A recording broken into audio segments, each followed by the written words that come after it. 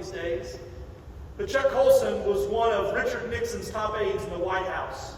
If you know much about Chuck Colson's story, you know that he came out of poverty, lived during the Depression. He remembers seeing the bread lines during the Great Depression, and he worked very hard out of that childhood and went off to Brown University, got a degree, went off into the military, served in the U.S. Marine Corps, was recognized for his service as a commissioned lieutenant in the Marines.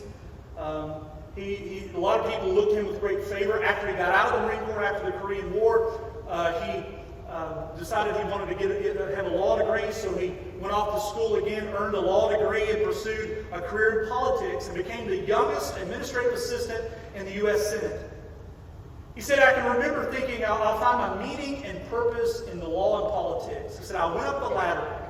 The law firm grew and was successful, and he says, at the age of 39, the President of the United States asked me to come and serve as a special counsel.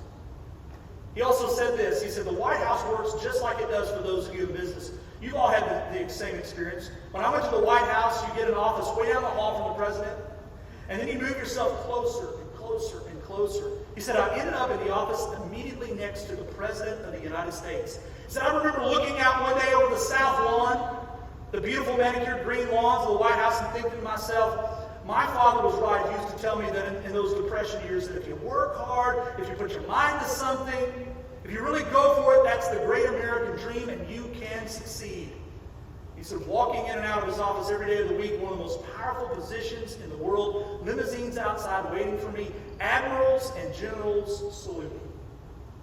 If you know much of Chuck Colson's story, all of that came crashing down in 1974 because of the Watergate scandal that traced its way all the way to Chuck Colson. Chuck Colson pled guilty in that scandal, the very scandal that ended the Nixon presidency. On the 20th anniversary of Watergate, he did an interview with Mike Wallace. And Wallace asked him, Chuck, how do you now look back on Watergate? Here's what he said. Colson said, Mike, thank God for Watergate. That low moment of his life, he said, thank God for Watergate. Because I learned the greatest lessons of my life, the teaching of Jesus is true. He who seeks to save his life will lose it. He who loses his life for my sake shall find it. I share with you Chuck Colson's story to say this.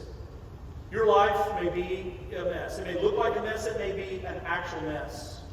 And you may have disobeyed God, and you may have done so repetitively over and over and over and over again. And right now you may be suffering the consequences of some very poor decisions of disobedience. But it might just be possible that God is using those circumstances of your life in this moment to get your attention, and that as hard as it may be in this moment, and you may not want to see it like this, that those difficult moments are actually an expression of the mercy of God towards you. That God is using those moments, that judgment that you find yourself under, as a way to get your attention, to call you back, to remind you that you can start over. That's because He is a merciful God, and He allows second chances. Something else about this